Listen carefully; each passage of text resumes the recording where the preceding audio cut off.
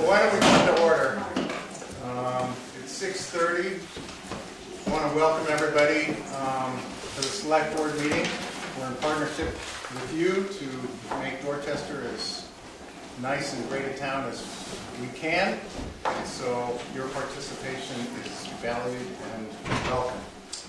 I have one announcement at the beginning of the meeting. If you hold an appointed position and want to be reappointed, or if you would like to be appointed to a appointed position, please fill out an application if you haven't.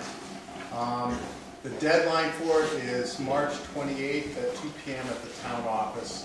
Anna at the office has applications for appointments and reappointments. So if you'd like to be considered or reconsidered or whatever, that's where you will find it.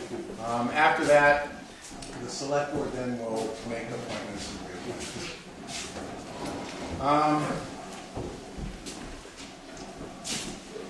Our first order of business is minutes. And I make a motion to approve the minutes of the February 21st meeting. Is there a second, gentlemen? I'll second it. Okay. Any discussion?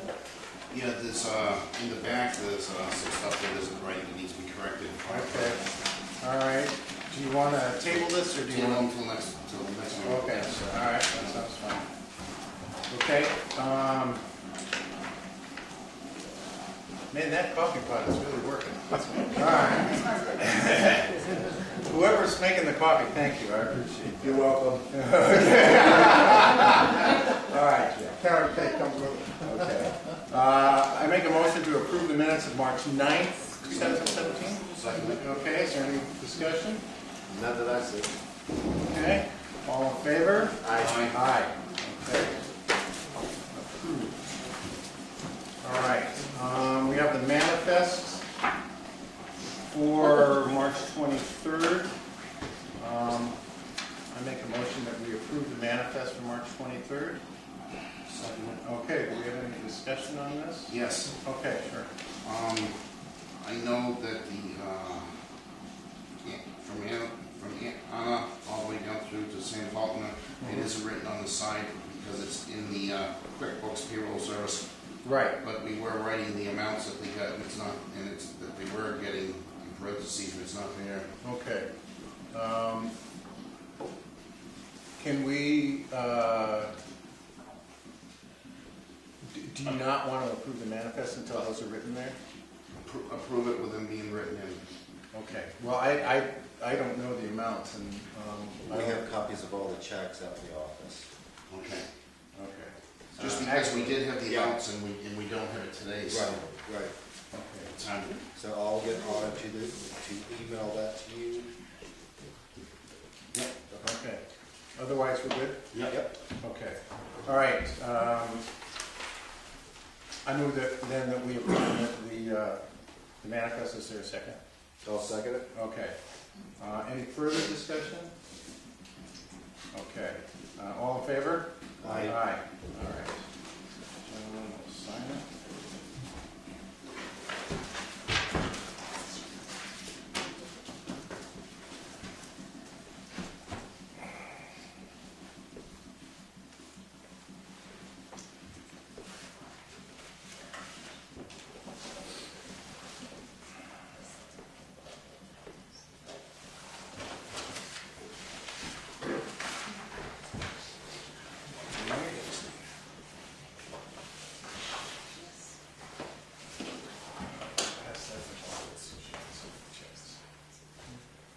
Okay, before we get to the main event tonight, which I imagine is, unless I'm sorely mistaken, concerns about highway, I want to make a couple of comments because some very misleading information appeared on the Dorchester Facebook page, and I want to clarify that. Number one, the Select Board does in fact have authority to supervise the road agent. It's very clear in RSA 231-65. So any doubts about that, the law is absolutely clear. In fact, it was under RSA 231-65 that the previous road agent's appointment was terminated. It was under RSA 231-65 that the road agent before that was fired. I don't know how many lawyers have looked at this and they've all come to the same conclusion. RSA 231-65 gives the select board the supervisory authority over the road agent. Now, the degree to which the select board supervises the road agent, or how the select board supervises the road agent, entirely different question. Number two, the road agent is a town employee. The town pays the road agent's wages and benefits. Not a question about this. Where there can be some confusion is that the laws that describe the road agent's job are state laws. It's sort of like a bank auditor. Bank auditors are governed by state and federal law, but they're employees of the bank. The road agent's an employee of the town, but the laws that they operate under are state laws. Number three, Evan Hacker resigned. He was not fired. Can I pick up the mail? Just a moment. Okay. He resigned. He was not fired. Now, why did he resign? The answer to that question is, I don't know. I haven't talked to Evan directly. I've gotten messages, people have said, well, I heard this, or I heard that. It's speculation. I've even gotten, well, I was in contact with Evan and, he said this. That's interpretation. Unless and until Evan makes a public statement about why he resigned, it's all speculation and interpretation, or my book, not worth very much. Fourth and last, the question came up, since Evan resigned on Friday, the 17th, why wasn't this brought up at town meeting, which was the next day, on the 18th? And I think that's a good and fair question. Evan gave us not 2 weeks' notice, but 2 days' notice. The highway department, if you'll recall, was scrambling over those 2 days to deal with the aftermath of the election day storm, which was quite a storm and there was quite an aftermath. We had no real time to discuss this at all. If it was brought up at town meeting, it would have been an ill-informed discussion without much information. Plus, I knew that we would have opportunities like tonight and at subsequent select board meetings to talk about it. So there was no attempt to hide this or to be less than transparent. There's plenty of opportunities to talk about it, to ask questions, and go from there. So I just wanted to make those points clear before we get into our general discussion. Larry, I'm going to turn it over to you because I know you got a lot of things going. Okay. And with your permission, I would like to read his resignation letter. Okay, sure. Okay. This is email from Evan, and it was the Wednesday, the day after the election, at 3:12 a.m. in the morning. Quote unquote. I am writing this email to inform all of you that this Friday, March 17th, will be my last day working here as road agent. The stress of this job is just too much. I am miserable here and it's affecting my home life as well. I am sorry for any inconvenience. I will leave my shop keys with Sam Friday afternoon. Evan Hacker.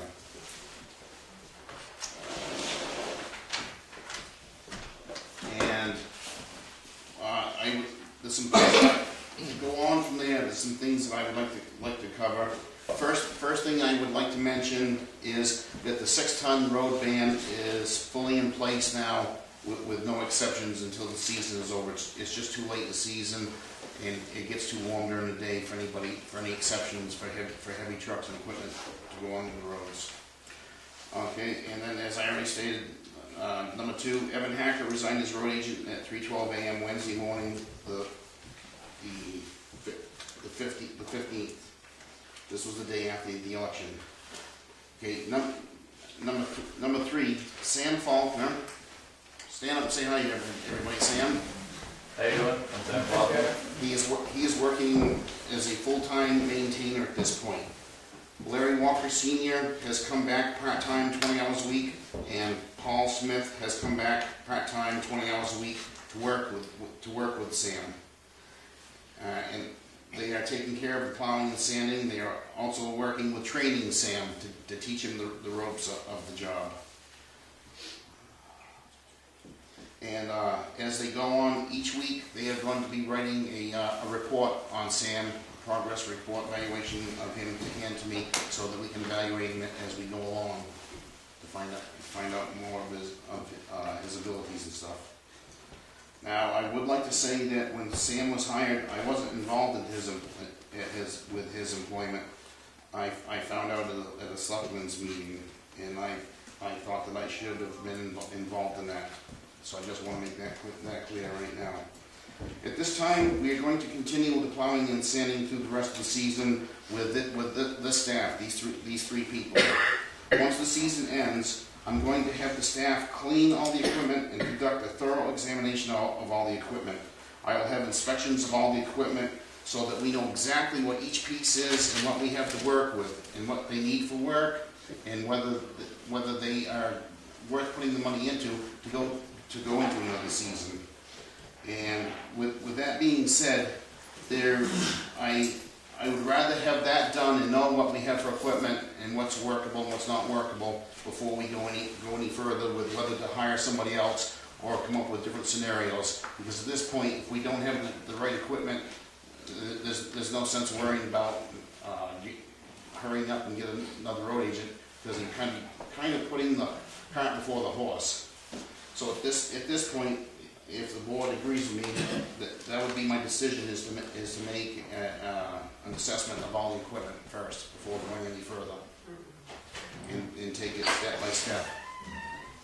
And I believe that once season will be over and we'll be able to do the evaluation on all equipment and have the evaluation all done and be able to come back to the next step by the middle to late May. Okay.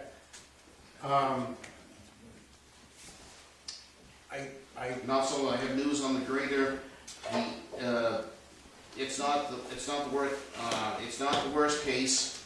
The drums are good, which are very expensive, but it does need brake shoes or the brakes to be relined, and it needs some wheel cylinders. And they're working up a price of what that will cost now, so that we can make a determination on that, whether it's worth fixing or to not fix it and sub out the grading. I have a question. Just since the last road agent left, I was under the interpretation from what you have been telling us that assessment has been taking place of the whole town pit and everything's been categorized and so forth and so on. So Yes, an inventory was taken, yes. So the assessment is abutting on that? Yes, because the problem is, and one of Evan's complaints was that the equipment has been abused and misused, and it keeps breaking down all the time. We knew that. Everybody knew that. Right. We all knew that, but now we need to try to look forward, clean everything up good, get all the salt, get all the good off it, try to figure out what it will cost to make sure that we don't have breakdowns next year. We're still going to have breakdowns, but try to do something to be more preventative, so that we don't have simple things like brake lines going and stuff. Wasn't that brought up before, how much it was gonna cost to fix which truck and, what plow was broke and all that? Yes, as we've been going along, things have been breaking, and we've been discovering things that weren't apparent before we started plowing, and we've been fixing them as we've been going. But some things until you actually get into a winter and get into the thick of it, there's no way of telling what condition things are going to be and how things are going to play out. Why are we gonna wait to hire a new road agent? It took us 5 months the last time. Why couldn't the search go on for a new road agent while you're doing all this investigating of the equipment? Well, because if all the equipment is going to cost us more than we have in our budget, there's no sense fixing the equipment, because we won't be able to afford to pay anybody to do it anyways. So there's different scenarios that we might have to look at, and I would rather get a good assessment on the condition of everything, and try to figure out what it will cost to keep everything in condition to be able to keep up with the snow season next year, first before we go any further. Are you getting several people to look at what the cost would be to make those repairs, or is it just one person making that assessment? Well, what my plan was is there is a garage called Curry's Garage down in Holders, New Hampshire. They've been doing a lot of work for us because they have a big enough garage to work on the heavy equipment. My plan was to have them actually completely go through everything, look at everything, and look for every, with their experience, look at everything that they know can go wrong, and give us a list of what they see that's wrong that they can tell is near failure or in failure. And then that way we can have a complete list of the shape of everything, and then we have a starting point where we know what it's going to cost us to get everything in the right shape to be able to work. A lot of this stuff happens as you're plowing, and there can be little cracks and metal and stuff that you don't see until the vibration brings it out further. So that there's little things that now that we've gone through a winter season, we need to be looking for. And then that way, like I said, we can make an assessment of if it's worth repairing what we have, or if it's not worth throwing money at it no more. And I would rather do that before worrying about getting a road agent, because like I say, if it's going to cost too much money to repair all this equipment, we might be better to look at other options like hiring out the plowing for next winter, and then subcontracting the work that we need to have done that we can afford. We need to look at all sides of this at this point, I believe. I think Jack has a question. Jack? Just for clarification, now your dad and Paul are coming back to work, right? They are back to work now temporarily. All right, so I just want to voice my opinion that I really think we should immediately begin a search for a road agent. I understand what you're saying, but we're paying Paul and your dad. I think last time, like Mr. Carroll said, we waited 6 months, we didn't get a road agent until December 26th. And I think you really need to step on this. We can't afford this. Well, my recommendation for this time would not be to go to the hiring committee. My recommendation would be to put the ads in the paper, because when we first started, there was a lot of people that qualified, but the process took so long that a lot of them fell off and found other jobs, so we lost prospects in the beginning. So this time, I would not go with having a hiring committee. I would go with just getting the applications in, and then reviewing them ourselves, using my expertise and Paul and Larry Senior's expertise to look through them and figure out who would best be qualified. And that way it could be a lot quicker. It could be done it should be able to be done within 6 weeks tops. Yeah, you already have the notice that you put in the papers for the advertisement for that, so you should be able to just repost that and start getting in resumes. And you also had a whole bunch of people, I understand, that put their names in, so maybe you should revisit what you already have on file. Well, as I said, some of them people, it took so long that some of them people found other jobs. They weren't no longer available. So that's my idea of making this process quicker, so we can find people and actually be able to pick the most qualifying applicant right off. You had one. And the ad, actually, I would want to add, this time I would want to modify the ad some. There are some changes I would want to make to clarify things a little better to people. The other side of that is you may have somebody that taken the job because it took so long, but they may not be happy at their job. They may want to give you a chance. I agree that we need to get this out. Can I say something? Okay. We're paying your father and Mr. Smith subcontract, correct? No, we're paying them by the hour as maintainers. More so than what you'd be paying a road agent. Less than what a road agent gets. They're working for less. And my father is previously a road agent many times. He's a road agent. I understand what he's done. So he's actually worth a lot more than what he's getting, and he's doing it for his town. I understand that. I also think that Be out of bed for it. I also think that if you're a selectman, you shouldn't hire anybody in the family. That's what this town's had a lot of problems with. Whoever gets in an authority position hires all their brothers and sisters. Well, That's just problems. previously,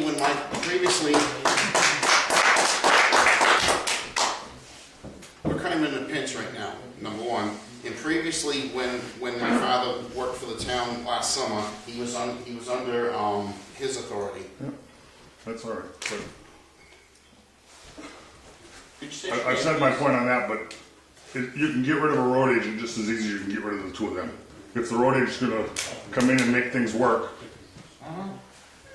and down the road you decide to sub it out to whoever to plow the roads, you either put him into another job or terminate him just like you would your father and Mr. Smith. Yeah, the only thing I don't want to do is I don't want to, the other side of the coin is if you put the ad in, you get somebody in to step right in to be road agent, then we find out that we don't have the money for the equipment stuff, then we're gonna have to take and fire the guy, and he's only been here 2 or 3 months, so I also want to avoid that. I don't want to take and bring somebody into the picture with a disillusion that they have a job as road agent and then it isn't going to work out. So that's why I mean, it's only gonna be like a matter of, it's end of March now, so it's only going to be a matter of like... We got another 10 to 14 days of winter. Jason, for a while. I'd like to support Larry in his adventure towards looking at hiring a subcontractor, because we're at a low point with the equipment. We don't know if it's good or bad, how much money we're going to have to dump into it. This is something we've ventured into in the past. You know, there's been statements that we have 27 miles or we have 21 miles of road. We established that in 1998 ice storm. I have documents of that. It's like, it's not that much, and there's a lot of hungry people out there ready to take care of it. We could do it for a lot cheaper than what we're spending currently on trying to, you know, buy and take care of equipment, and people aren't sure about how to do it, and in and out of road agents and insurance policies and helpers and all that sort of stuff. So I think you're really on the right track right there. That's why I want to do it this way. Yeah. I think it serves the best interest. Yeah, I think it's come to that point in time. You know, it's like, unfortunately, we just can't do it on our own because there's not enough people to supervise, and the people that we hire can't supervise themselves, and so forth and so on, as it's been proven. You know, it's like, it's already a fact, it's in the picture. So I think you should really think about subcontracting and get rid of all our crap that's already junk. That's why I want to do the evaluation, because that'll set it in motion one way or the other. One way or the other. It's Yeah. like how much money do we have to spend to fix all this stuff that's been annihilated. Yeah. Angie. Okay, All Jack. right, well, with all due respect, Mr. Walker, if we are going to continue to keep Larry, your father, and Paul in that position temporarily until we find another road agent, I don't think that you should be the select board's contact with the highway department, because your responsibility, first and foremost, is to mitigate and avoid any appearance of a conflict of interest. And I think you should step aside and relinquish that to someone else on the board to handle. That's my opinion. And I'm not saying anything about your abilities or whatever to do that job. I just think that it would be prudent that you consider that. Okay, would you consider me and Mike co-doing it together? I mean, he oversees what I do anyways. He's down there just as much as I am, so it's not like I'm the only one that's in charge of them. I kind of have a conflict of interest with that one, right? So, but if you guys were handling these decisions jointly, I personally know from experience what he's going to do. So if there's a problem, he's going to bring it up like that. Yeah. So I think you guys need to decide that. I just have I've historically made my opinions about conflicts of interest in the past. At the moment, we're between a rock and a hard place. Right, we get a storm coming tomorrow afternoon. Right. We need a plow. Right. This guy here cannot do it alone. Right, and I don't want him working alone. And maybe until that point happens, maybe that is a proper solution. So this with Mr. Walker and Paul Smith is only a temporary thing. Yep. It's not intended to go on. It's only a temporary thing to get us through the snow season. Thank you. I'm just trying to. Yeah, I appreciate your point. I do. Angie? Yeah, two things. Can we just very briefly go back to the letter of resignation and the wording, please? I'm not going anywhere Okay, really dark over this. I just yes. wanna, I will repeat it once more, sure. I am writing this email to inform all of you that this Friday, March 17th, will be my last day working here as road agent. The stress of this job is just too much. I am miserable here and is affecting my home life as well. I am sorry for any inconvenience. I will leave my shop keys with Sam Friday afternoon. And he actually left Thursday afternoon. no, my point is that the only thing he says is that he's miserable. Okay? Yeah? Now, I just have to say something, and this isn't an attack on you, but you were the designated supervisor for the road agent, okay? Yeah? And to what extent you supervised him or didn't supervise him is not up for discussion. But what I do know, having been managing people and supervising them, that it is your obligation to know that they are upset. So my question to you is, over the months that Evan was here, did he, and I'm not asking what, because it's hearsay and it's only for him to speak those words again, but did he ever express to you why he was upset? No, he didn't. In other words, you're telling us that in no time, during his employment with the town, he expressed distress over what he was being asked to do, or his work circumstances, or whatever. The only thing he expressed to me was that it was stressful trying to work with the old equipment that kept breaking down. That he couldn't count on the equipment. Okay, can I also say something else as a just add on to that? Yeah. Is that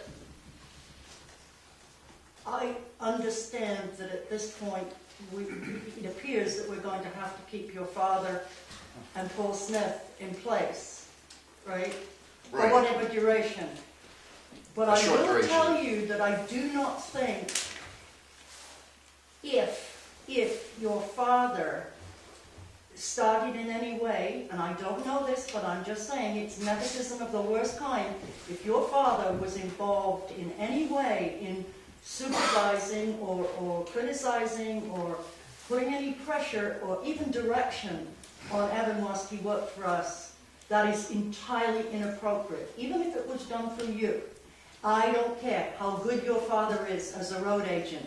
It's just not right. That's all I have to say. I have no knowledge of what you're speaking of. I said if, Yeah? okay? But I will go back to the point that you did not, you telling us you didn't realize that he was upset No, and that he quit out of the blue. Well, Yes. then I don't think you were managing the situation very well. There, I will be critical. I'm done. okay. None of us three expected his resignation. It was a surprise to all of us, I believe. I was shocked. Have you talked to Evan since he resigned? No, I haven't. I believe he's on vacation in Florida, right? Florida? Okay. I believe he said he was going on vacation in Florida this week. Bring another question back. Yes. Could I have a show of hands to see how many people thought that he was doing a good job? Let's go with great. Great job. Great job. He was out there at 5 o'clock in the morning. And I don't know what happened, but He was out before that, because when I leave my house at Hearst House Road, I work for the state, and I was leaving before that, he was out road plow. He was out there. It wasn't his fault. I mean, the equipment was crap when our ex-road agent ruined everything. So, I think he did an excellent job. And we got rid of we didn't get rid, but we don't have a good road agent. And he was good. I mean, he'd go by and wave to you, he'd talk to you, And he wasn't going up North Dorchester Road 40, 50 miles an hour like that other road agent. He was doing, and he was very good. And I'll tell you, we lost a good road agent. That's all I'm saying. Very quickly, may I ask one more question? Sure. Has any member of the select board considered making an approach to Evan and asking him if he'd like to back up and reconsider? And would you find that inappropriate, any of you? Because it seems to me if we had a road agent and he was merely unhappy, right, that you also have an obligation to reach out to him. It appears from his letter that he didn't feel he had anywhere to go with it. I think you should offer him that place to go. Did you just show did you see how many hands were up? Yeah. Yeah. This is the first time this has really been discussed since it happened. Because all the decisions we have to make and everything that we have to talk about, we have to do in a meeting, unless we call a special meeting before this. So this is the first meeting we've had with this at all. Angie, I was only going to say that Evan has been on vacation, so there hasn't. No, it wasn't a criticism. Right. No. But have you considered? After all that show of hands and everything that's been said, it seems to me that there should be a thought that when he comes back, I don't know, the rest of the room might not agree. I do agree that when he comes back, everybody reach out and say, Find out what happened. Because he knows do that's you wrong. really want to go through with this? Can we do anything differently? Right. But if anything else we can learn from it. He's going to tell you exactly what. Maybe if we were all blindsided. Well, the first thing we need to do is evaluate all the equipment. I understand. You keep reevaluating it. Yeah. You don't need to reevaluate it. We know the He equipment's would know hurt. it best. Right. Right, but Why was it? some of this, Why didn't you reach out to him as soon as you got the email? Right. And instead you waited till he went to. I'm not pointing fingers at who's doing what. no, I'm referring you to Steve. Well, that's fine. I'll talk to Steve. I'll talk to you. I don't care. I'll talk to the whole place. Yeah. Why didn't you reach out to him as soon as you got the email that he was resigning? That's when it should have been done, not a week later when he's in Florida. Well, the email arrived at 3 o'clock in the morning, so I didn't see it like as soon as it arrived. That's all. The second thing is, I found out later. The second thing is, Kevin, I flagged down Sam and Evan the next morning when they were going by my house doing some plowing. Yep. And we had a brief conversation, and it was clear to me that Evan was pretty adamant about his decision at that time. He had plowing to do. We didn't So you have didn't time. talk to him. We didn't have time to get into a whole He conversation. planned on going to Florida before he was even hired. Yeah, I know that. yeah, that's true. Okay. Yeah, it I've wasn't heard, a. but I've heard a lot of other things too. Talk to him directly. Yeah. Okay, I think Ed had a question. Listen, Evan was here, 3 months? He came to all the meetings, he gave accurate and concise reports, something that hasn't been done here in 15 years. He knew the equipment was in bad shape, he talked about it at every meeting. Something other than the equipment got to him. Do you know what it was? Pardon me? Do you know what it was? No, I That don't. caused him that stress? No, I don't. Do any of you selectmen know? No, Like I said, his resignation was unexpected to me. it was unexpected to me too, and I have to say, Ed, that in order, let's see, I want to say this in the right way. It's all speculation without him being here, what you're saying. You're exactly right. The rumor mill flying. Yes, you're exactly right. What I was going to say, Ed, is that one thing that the select board tried not to do was have Evan taking direction from 9 different, people. So Mike and I stayed out of it because Larry was the designated select board liaison with the highway department. So when you asked, was there anything else and did we know, I didn't talk to Evan about it. It was Larry's department. So that's all I'm saying. All right, well, I got to throw it out there, because I have talked to him. Okay. And, not going to throw you under the bus, but I am in a way to bring it up in the meeting. It was micromanaging. He was really upset about the night of the storm during the elections that he was told, sorry to throw you under the bus again, but told by you, Wow. find somebody to help with this plowing. I don't care who it is. There was a conflict of insurance, I understand that. I also heard at that point that there was a person here that could have had a paper signed to relieve that person plowing of any accidents or anything about that matter. The liability, yes, thank you. There was one person I talked to, and I asked them if they had an insurance policy that I could see before they could plow, and they didn't have one readily available. And I took and told them if they could get it to the office, that if we had anything in the future, I'd gladly consider them for doing it. But at the time, I could not authorize that person to plow without knowing that they have the right insurance to cover the town.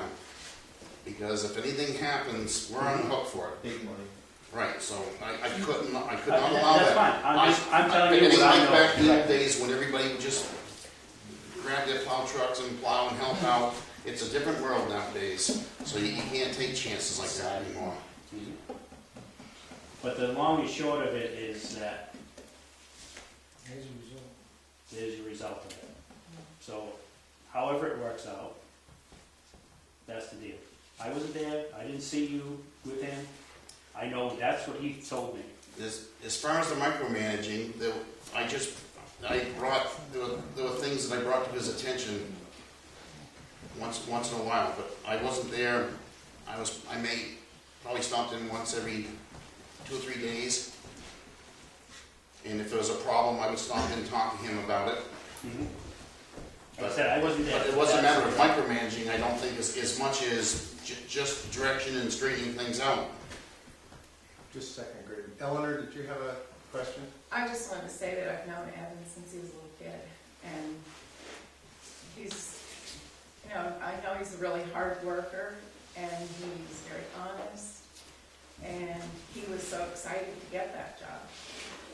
And then once he got in there, I agreed that there was some, and we've talked to him some, before he actually resigned, but I agree about the micromanagement thing. There were different, things we heard about from him about that, but also his big frustration, I think, was, the equipment that was in such awful shape, and then the town not having money, for him to be able to fix things. I heard about some part that he went to Vermont and picked up, and was, I don't know if he put it in or what, and ended up having to take it back because, there's too much money or something. So I think that was a big source of his frustration.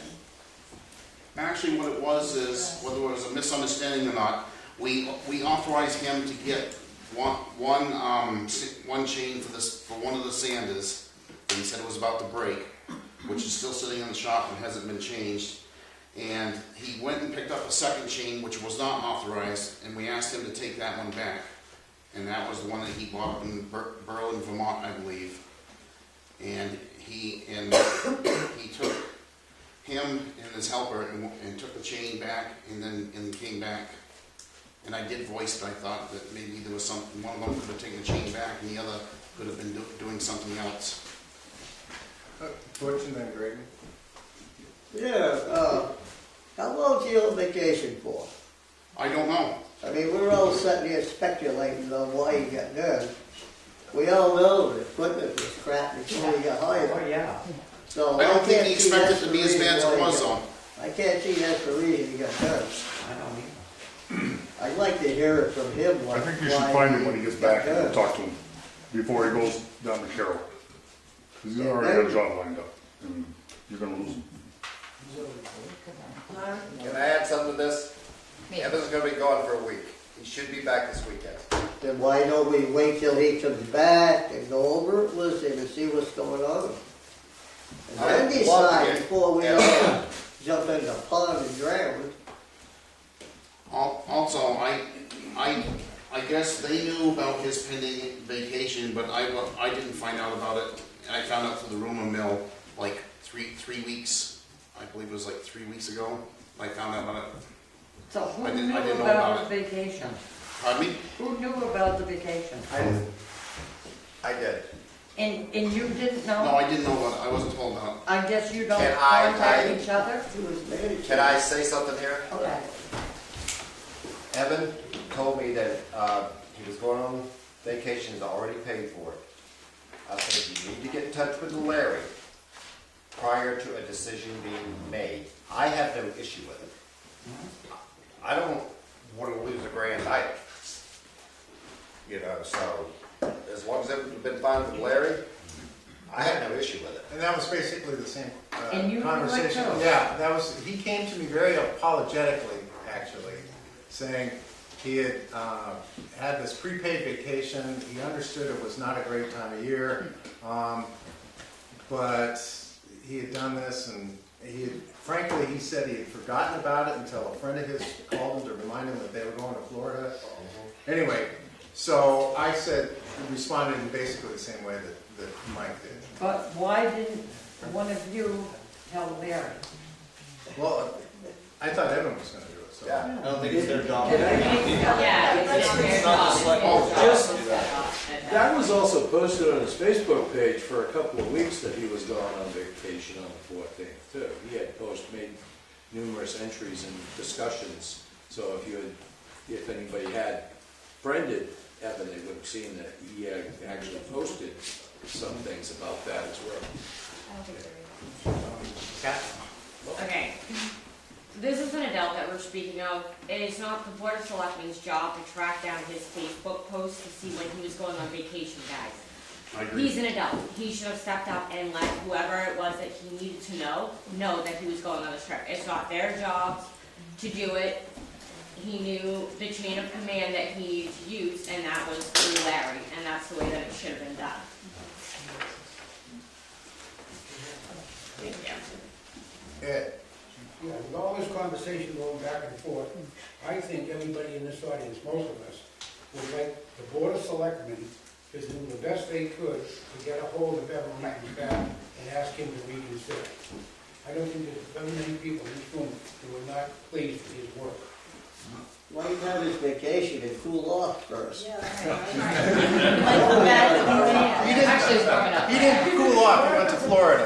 No, I don't blame him with the equipment he had to work with to begin with. Yeah, but he knew that before he said it. Yeah, he knew that. I know, but still, it's just, Even Sam can tell you the shape of the equipment. That brings me back to, Great. the reason why the micromanagement is going on is because of the last problem that we had in town. And obviously two problems I should say. Obviously the reins are going to be tight with spending money when before it was a free-for-all and things were being bought that shouldn't have been bought for the personal use of the road agent and assistant. So in Larry's defense, I think him being right there over every single payment is the right thing to do. And obviously, with a new road agent who's been in duty for 3-4 months, who can you trust these days, really? So, I mean, you kind of have to be right there holding someone's hand. It's going to take some time to really trust this person and let him be able to make purchases on himself. And of course, it's going to take time, but Evan's young, too, 25. Takes some time to realize that. 28? Okay, 28. I thought he was younger than that. I think it takes time to get used to things like that. I think you make a good point, Graydon, in that due to past history, the road agent position, it's a hypersensitive topic in general in this town. And it's a difficult situation to navigate and know how to do right. So, were mistakes made? Perhaps. I don't know. There's a whole discussion to be had here with Evan, rather than just speculation. But I just wanted to emphasize, I think you're right, that the road agent position is radioactive because of a long history in this town. So that's the way it is. And also, it's very important, especially these days and with a lower budget, it's very important to make it as efficient as possible. Sherman had a question. The road agent is absolutely not a town employee. He's a town official. He can either be appointed by the town or he can be elected by the town. The town decided to appoint the road agent. The road agent gets his authority from state statute. He does not get his authority from any local ordinance that the selectmen are empowered to enforce. He has the authority to maintain towns, roads, and bridges. The selectmen do not have that authority. The selectmen have the authority to manage and to regulate town property. Regulate meaning speed limits, parking, things like that. The road agent is the one who has the authority to maintain the town roads. So you should leave the guy alone. He's the expert, and let him maintain the town roads. RSA 23165, the selectmen may supervise the methods and manner of performance of such agents. So, What is that RSA that you just stated? Anybody want a copy? Great, pass them out. Does anyone have an operating agreement that we can look at that you hired the road agent by, which would describe all this? It's like, it should be in black and white on your, where's the operating agreement when you hired this guy? If there's questions about, like, overtime, whether there's overtime on there, it's like, where is the form that you hired this guy? I know. we have a contract, and also a job description too. We have a contract for the road agent that will describe what is going on here. Is there a copy of that? A contract? Yeah, it's a town office, yeah, certainly. Anyone who also applies, it would describe what is going on, whether it's autonomous or it's whether you're in charge, depending on the RSA. Right, well, it's, And I It's depicted, believe yeah, you you're guys in had it charge. depicted, it says It's like, yeah, it's like how you depict it in your contract.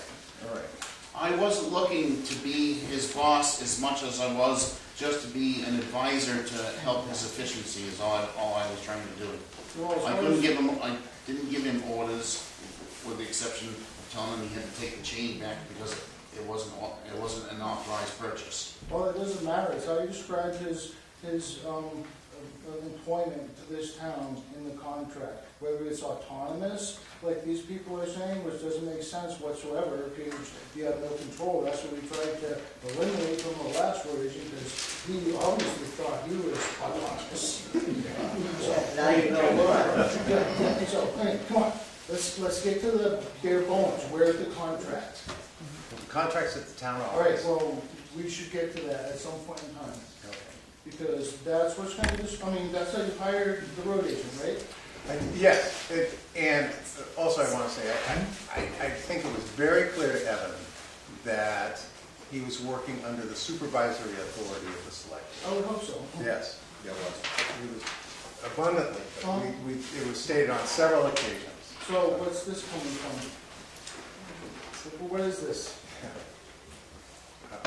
Ask the person who brought it up. I guess you need to address it as the chairman, as like, what are you talking about, sir? Well, I'm working with RSA 23165. The language to me is very clear. What are they talking about? It's like, it doesn't make sense, we've got a conflict of interest right here, a conflict of everything. Roy, can I?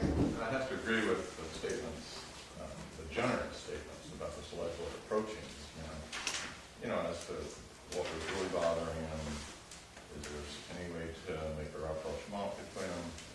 But on the other hand, if we're really looking at our equipment and trying to decide whether we're going to be hiring a road agent or hiring things out, I mean, we shouldn't offer this guy a position that we might not be able to fulfill for him. So when anybody approaches him, I mean, that has to be real clear on the table. If we end up having another road agent, we'd love to have you back. But that's only an if, because we don't know if we can afford it.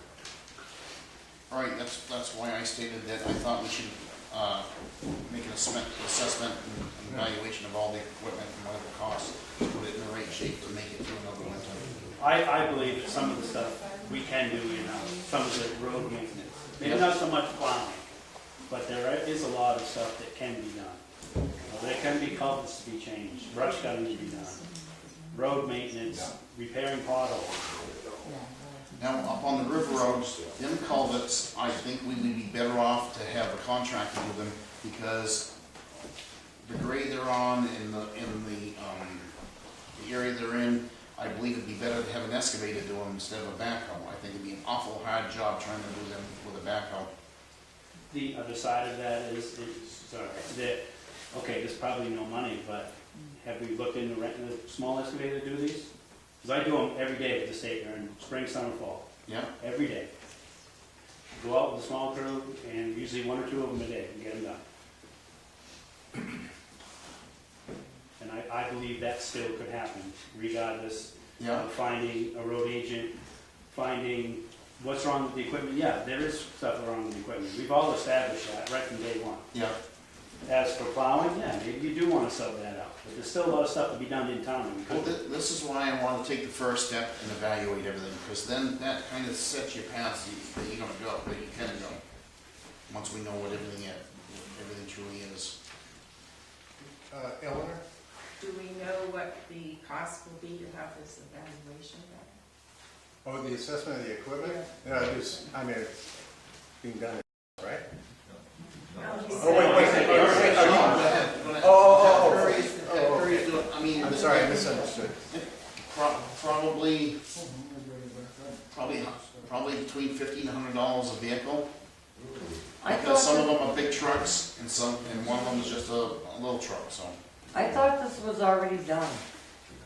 well, everything was looked at, but And we've been through a winter now with things breaking down. So I thought this equipment was already pretty well done before Evan even got here. I mean, as I said, we just went through three months of winter and had a lot of breakdowns. That's why they delayed a lot of plowing, because of the breakdowns. It's old equipment. It's not brand new equipment. It's old equipment, and there's going to be failures. Can't be helped. Darlene? Have all the pieces of equipment that are used on the road been inspected and are legal to be on the roads? no. I don't know. You don't know if they've got clear inspections? They were inspected at one point, but I don't know what the shape of them is right now. They've been through a winter. I can't tell you what they are right now. So I'm not asking that, I'm asking if they have had current state inspections done on them. Yes, they were. And They those are inspections are current? They are Those current? inspections are current, yes. The whole question of having somebody, paying somebody to look at these vehicles and equipment and whatnot, and giving you a list of things that could go wrong, I mean, that is so speculative. No, I'm not asking for speculation. I'm asking for them to tell me exactly what is wrong at the moment. Okay, but even... Maybe things that aren't, because the state inspection, there's certain requirements to pass the inspection. But I want a more thorough inspection to look for little cracks here and there that, even if they're not inspection related, at least we know they could become a failure in the future. All right, but even having done that, things still break. And so the ongoing expense of taking care of those vehicles is going to be there, and they're old. I guess... Correct, but the thing to determine at this point is, are they worth continuing with, or should they be discarded and figure something else different? Because the thing is a vehicle has so many years and so many miles in it, and depending on how it's treated makes a big difference in its longevity. So the thing to determine is if they have another winter in them or not, and if they're worth putting the money into, because a lot of them are old. I get it. There's still no guarantee it won't. I know he's probably not certified this, but wouldn't it make a little sense to ask the guy that actually used the equipment what exactly he thought was wrong, to give us a heads up? We all know it's kind of crud. I mean, we're in a lot of trouble with what needs to be fixed with everything that's been going on for a while.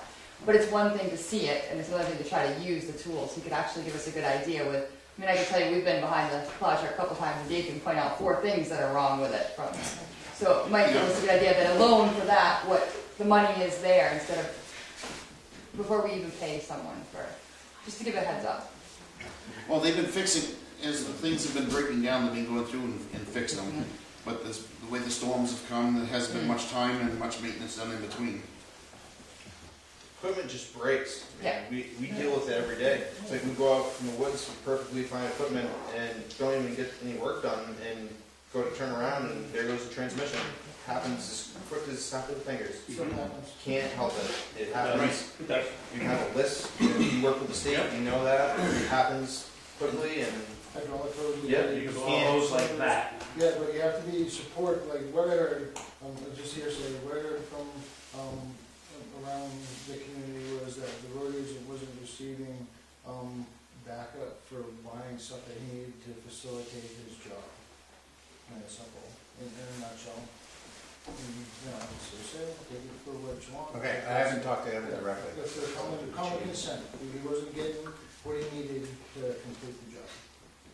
You know, whether he was hamstrung from the previous operation, because everyone's so, you know, worried about spending and all that sort of stuff, I think that had something to do with it, but that's basically, the consent from, what he's saying, in a nutshell. I did relay what the treasurer had told us to him, and that was is that we had to be easy on the spending until June, until the revenue starts coming back again from the next tax period. I did relay that to him, and told him that was why we couldn't go wild on the spending. Are there any other questions or comments, Yeah, quick one. Angie? How much did that chain cost that you told him to send back to, or take back to Vermont? $900, $1,200. Okay, and how often do those chains typically break? Several seasons It out of can happen anytime. several seasons out of one chain. So your decision to send it back was reasonable, that it wasn't, you know, keeping it as a spare was probably not, it wasn't a reasonable decision. That's all, I'm just. Well, at the moment, we have payroll to make and constraints and stuff, so that's why we were only spending what we had to. And when that chain went back, it was not an authorized purchase, so I had to go back. We did not authorize it. Whether he misunderstood us or what, I don't know. We talked about getting a second chain, but there was one truck in the meeting that we discussed that desperately needed it, and we're still using it, and the chain hasn't been put in it yet. And we agreed to give him the chain for that, so he could get it in immediately. And we told him that we would get the other chain later during the summer, after June, when we could afford it better, and put it in then for the next one.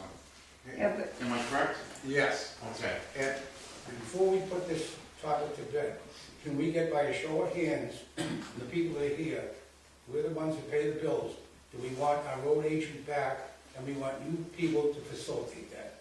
Can we please have a show of hands?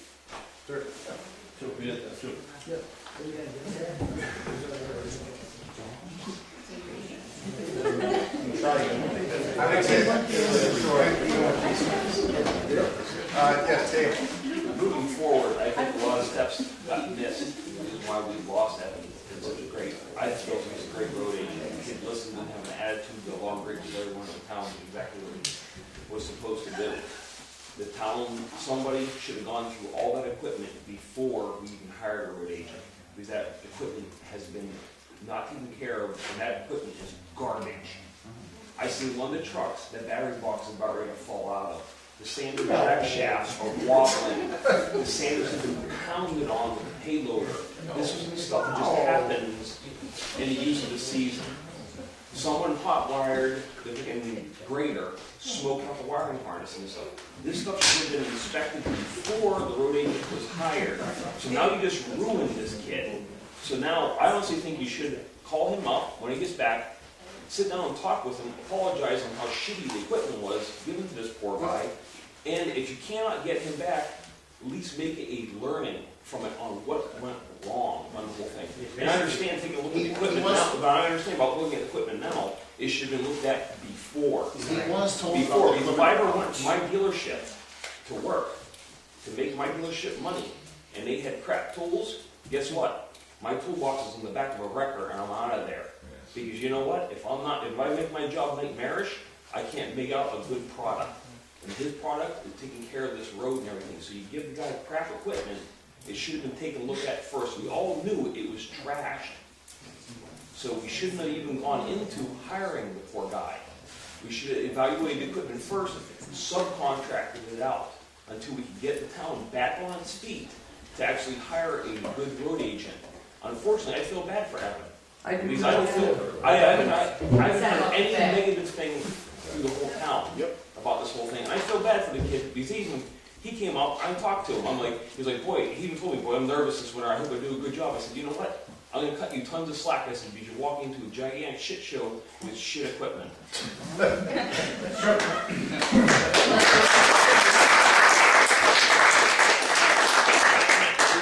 was aware of the equipment being in bad shape going into it. Kevin? I just And don't that's what think you're trying to prevent this from happening again by having the equipment looked at before you hire somebody else. So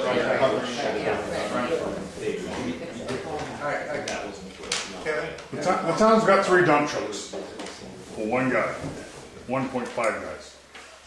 We already know that the trucks are shit. Get rid of them. We need 1 Super Duty dump truck and put a plow on your pickup. And that's enough to plow the roads you've got to plow. Put a wing on that Super Duty. Put a wing on. Plow with the pickup. Excuse me? Put a wing on which one? The new Super Duty that you're going to buy. What money? Get rid of the 3 you got. We pay pretty high taxes here in this town. Actually, 2012 We pay pretty high taxes in this town, and we got to take our own garbage to the dump. I come from Belmont. We pay about the same taxes we do in Belmont as we do here, dollar for dollar. We got a lot of services down there that we don't have here. There's a lot more people, yes. But we're paying high taxes here and we're getting shit for it. No, we got a new sewer. And you don't even want to put a road agent in yet because you want to keep evaluating the shit equipment that you already know is shit equipment. Time to shit and get off the pot. Get rid of the junk we got. Stop buying something. One of them, the 2012 isn't a bad truck. Okay. Is Put that some the one more money into that, get rid of the other 2. Yeah, that's the new The International that had this many recalls that never got done? Yeah. They're done now. Well, Fine, and how much did that cost? I think you should start back at square one, get some good equipment. The pickup ain't bad. Put a plow on the damn thing. They don't even have a plow on it. All right. 1 dump truck. It's nice to have more than that when you're doing grading. I know that. But you ain't got it. So do what you got to do. Well, that's why I'm saying start with this first, and then. You're paying the couriers.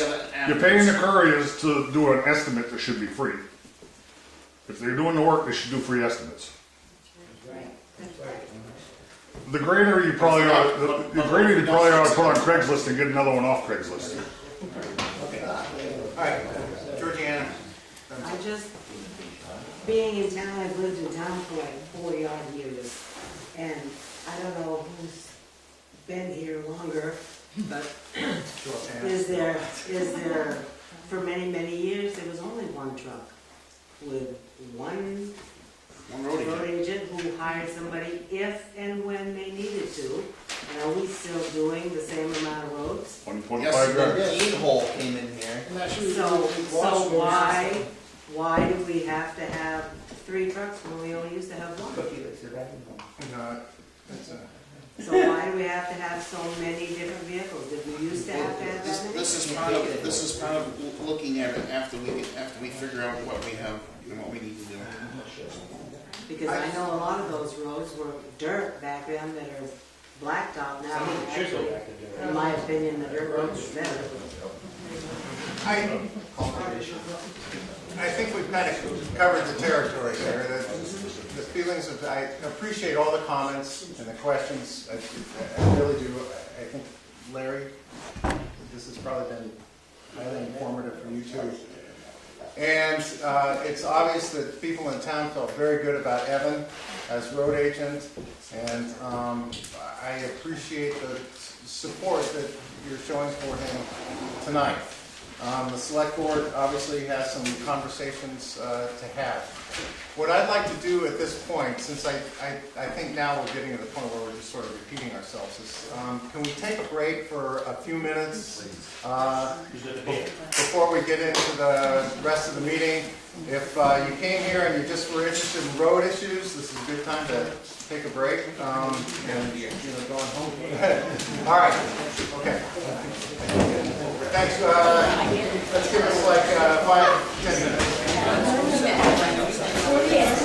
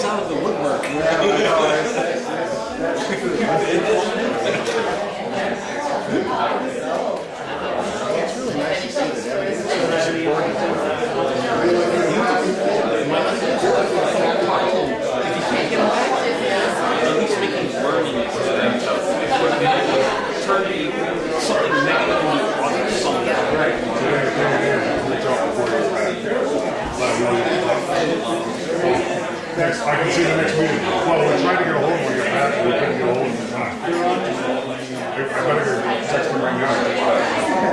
Because I know we're not in the shower. She didn't go with her. Whatever, I don't know. I didn't see if he could have it. Everyone has their crazy. I don't know. Maybe he's like on vacation. Vacation a lot of times from something. Change your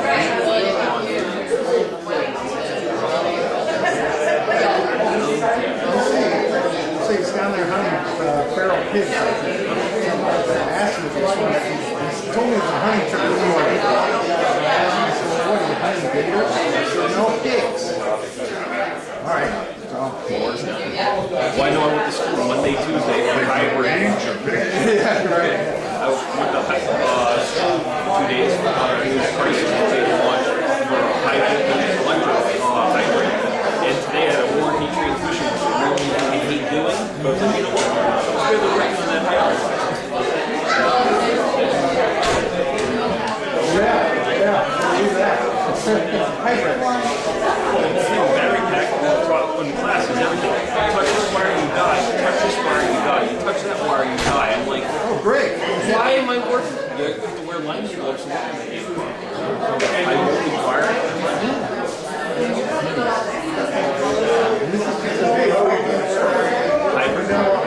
Hybrid car. Our price was first solid hybrid.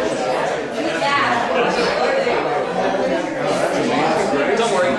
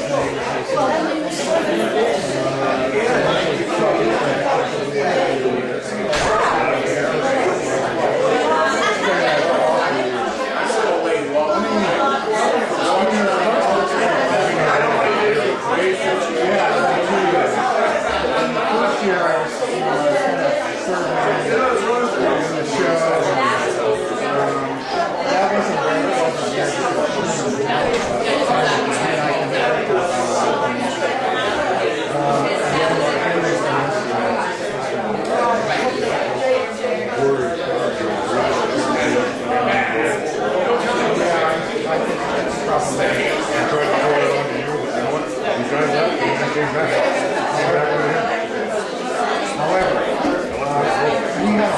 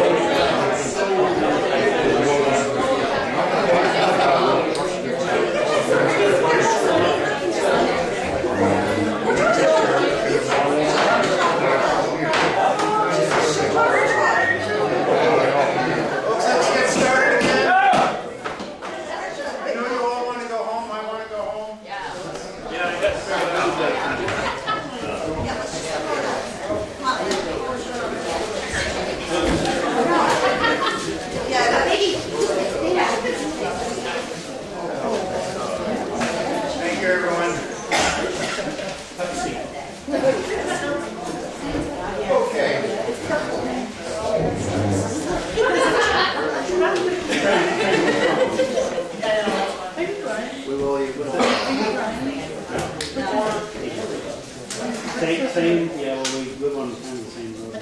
Work for the same company. We have, Back up the same truck.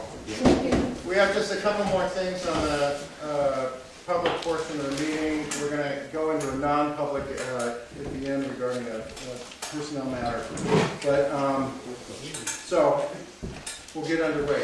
We have a document here from the fire, whoa, Angie? Yeah. Oh, it's not about highway, is it? No, it's not. Oh, okay. All right. Yeah. I have a very simple question. Okay. And I'm sure you're not going to let me drop in a minute, Oh. so to speak. But there are several people in this room, including myself, who'd like to ask you a favor. I know you have to resign. You have not yet resigned formally. You're still on the board. Would you consider extending your tenure on the board for 60 to 90 days? We need you.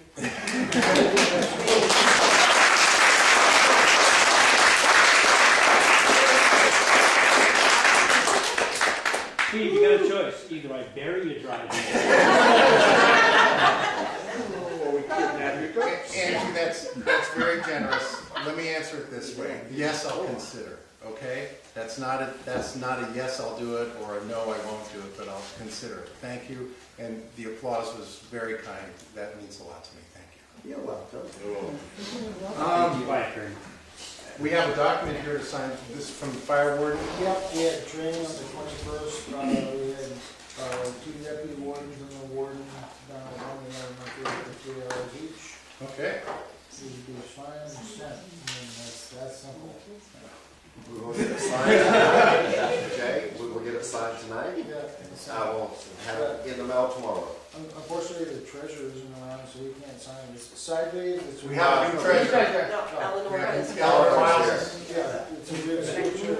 Yeah, I was going to say. I can't sign it yet though, Steve, because we have to get that paper thing.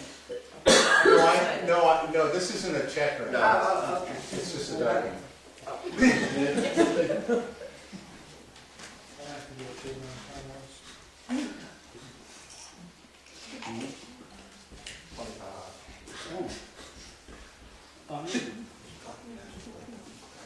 Okay. All right. I don't know if there's any public input, but we have one more fire thing to take care of. Okay, sure. I guess there's been a request for documentation for our new emergency management director applications for verification of qualifications. And we have a dollar right here. Oh, okay, great. Stuff right here. Oh. Which is, Holy smokes, there's a... yeah, whoa. You know, if you want me to read them off to you? No, that's okay. Yeah. This is impressive. Just so they're verified. Okay. All right. I would like to read them off. If you Okay, sure. If you want to. All right. I'll get a read first. I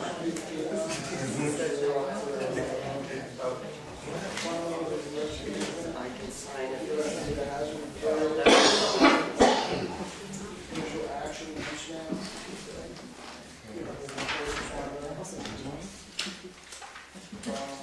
Introduction to the command system.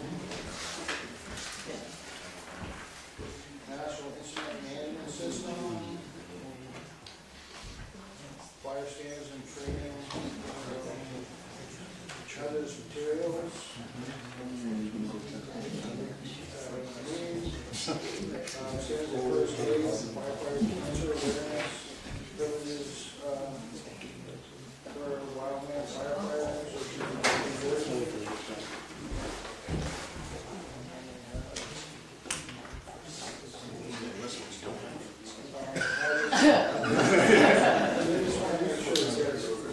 You guys are asking for it, so.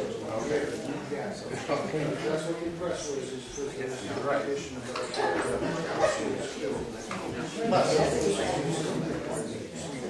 On top of all this, she's had this great. So, yeah.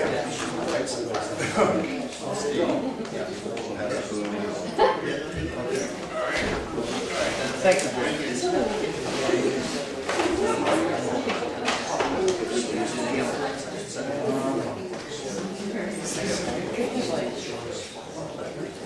you.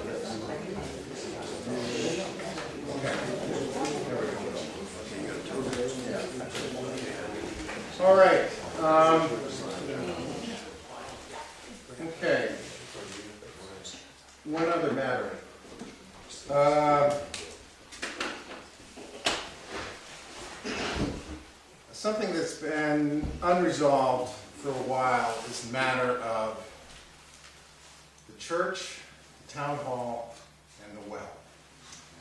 And in years past, there's been litigation about this. It's cost a lot of money, and there's been a lot of unhappiness about it. And but I think we can come to a resolution about this.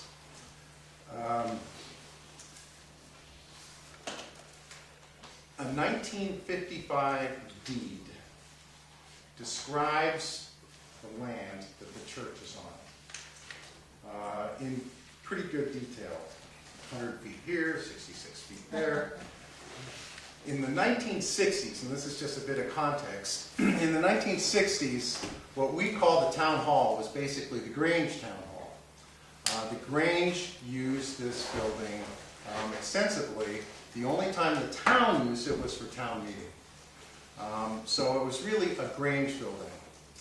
By a handshake agreement, the Grange and the church dug a well.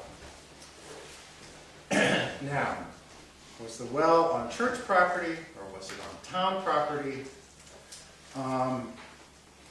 Maybe because I grew up out west where water is a huge issue, that's the wrong question. It doesn't matter who owns the well. It matters who has access to the water.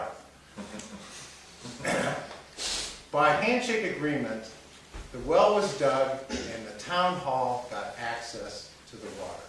And everything was fine and hunky-dory for many years and worked just fine. As a matter of fact, the church doesn't even have a water hookup to the well.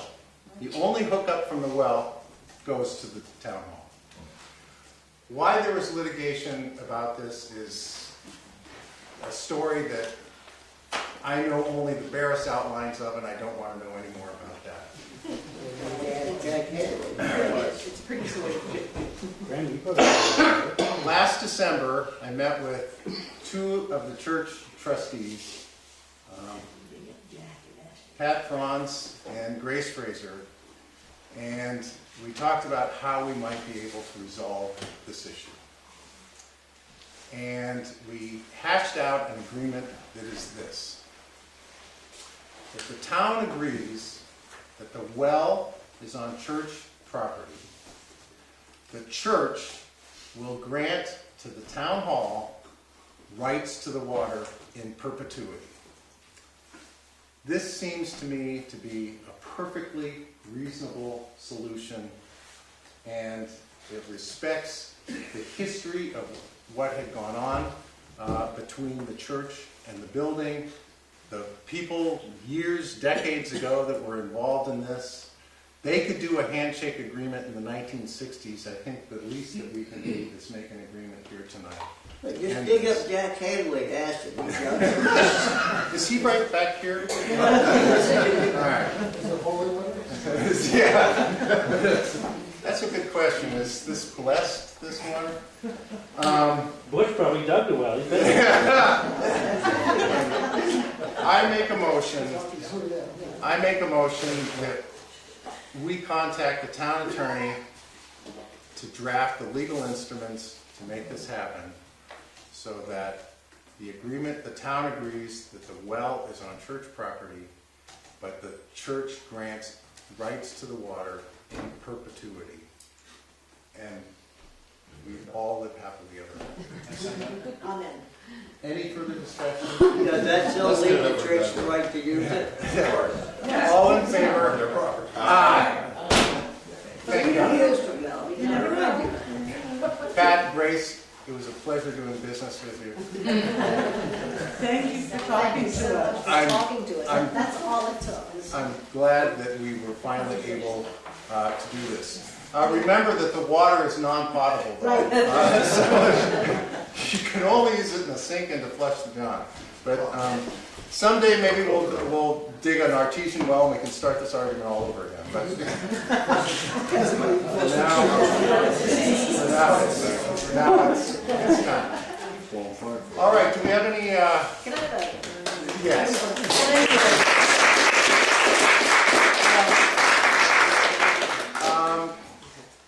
we have any comments, suggestions, public input about anything other than highway? Yes, Sean. I just wanted to bring up that I think we're all very grateful, as you heard, for the work you've done to make this select board function so smoothly and bring the town together. Yeah. I'm very sorry that you're going to need to leave the board, and it'll be a great loss. Thank But you. I also think that we need to try to hold the board together in some fashion and not have that big gap like we had last time. So my suggestion is that as quickly as possible, when you feel your term is over, that the select board consider Margaret, who ran for that position in this last election and received a number of votes, to be able to fill that spot for this 1 year until there's another proper election, so we don't have that situation again of a big lag time and the discomfort in the town and the friction of not knowing what's coming next, so that the select board can continue to move forward for the town. So I think that's my suggestion. That's a good suggestion. That's up to these two gentlemen.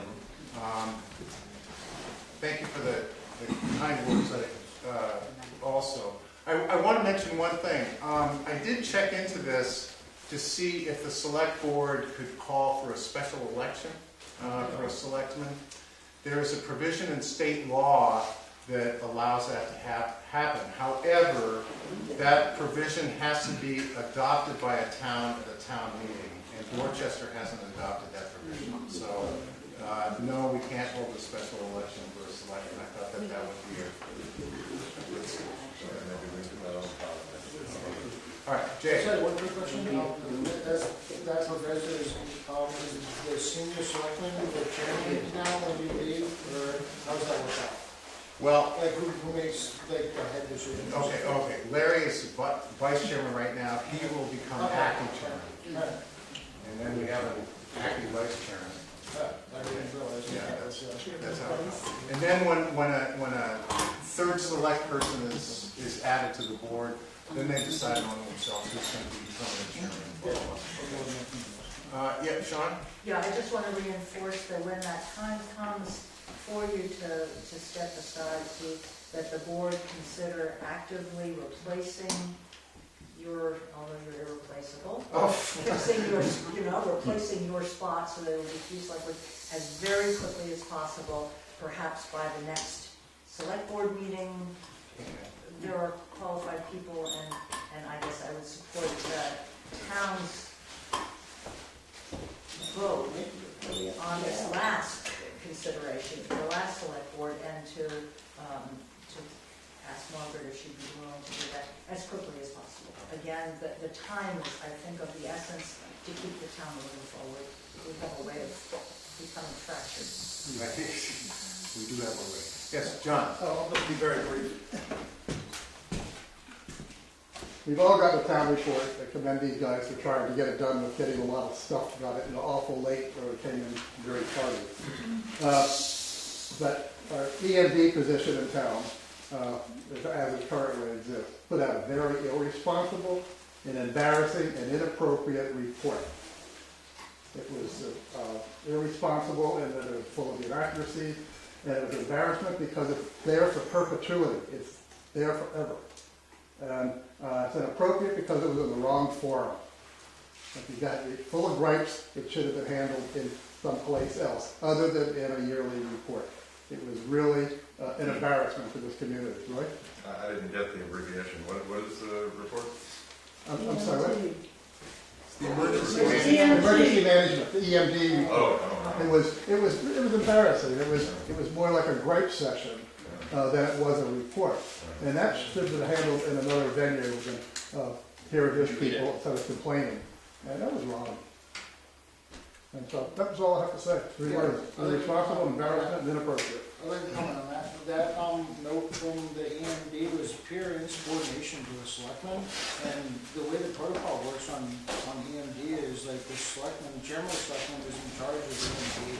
So, I mean, she's bad punishing the people that are in charge of her and saying that he did not do the job that he's supposed to do. So either it's insubordination or it's something that we're not doing it. So you guys have to pick and choose.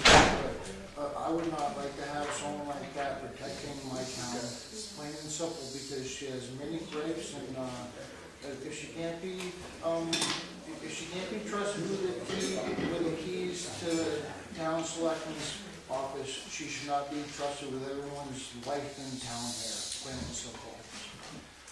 I have been asked why, by others, why that report was allowed into the annual report. And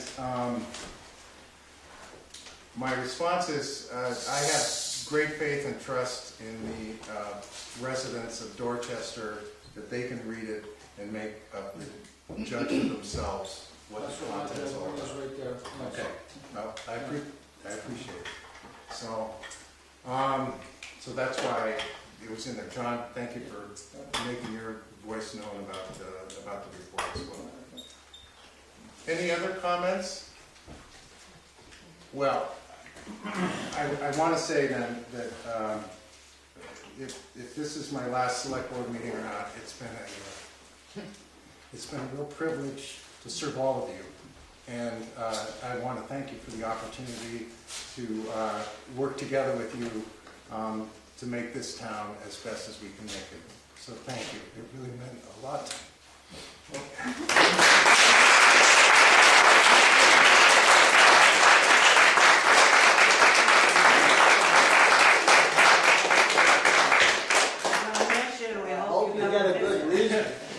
And if this is his last meeting, I'd like to thank him very much for his service, because he's been a great help and a great mentor in this. I learned a lot from him. I appreciate it. Good.